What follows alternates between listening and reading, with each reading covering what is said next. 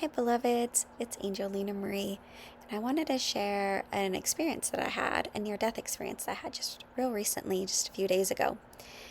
And I'm allergic to bees, and I was outside and I stepped on a bee and I got stung. And I wasn't actually that worried about it. And I even went out to dinner and was having fun.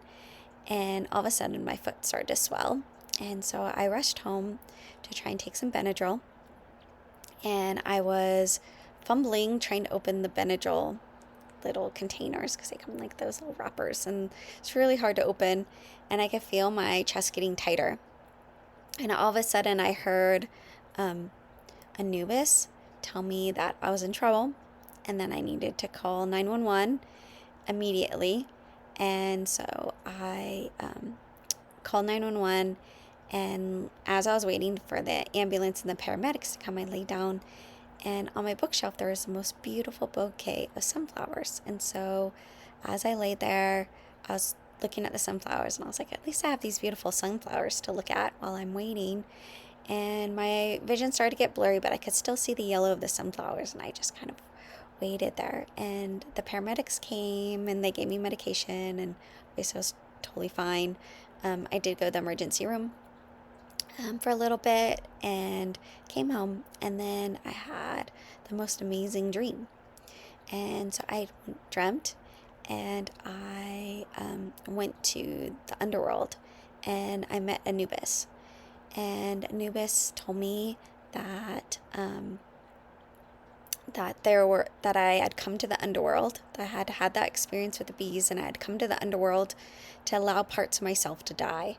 And these parts were attached to situations that no longer aligned for me, and that it was time for me to release those attachments.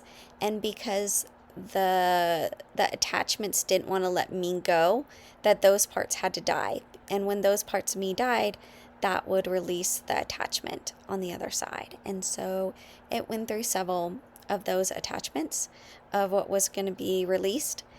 And then Anubis also gave me a package, and he said that there's actually a gift inside of here, and that when you're ready to open the gift on the other side, but he said don't open it yet.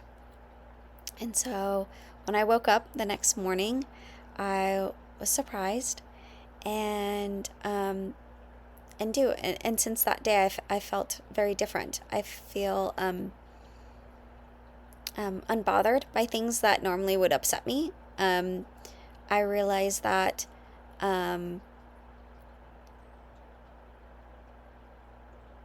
things that I thought were important aren't really that important. Again, I've had several near-death experiences, so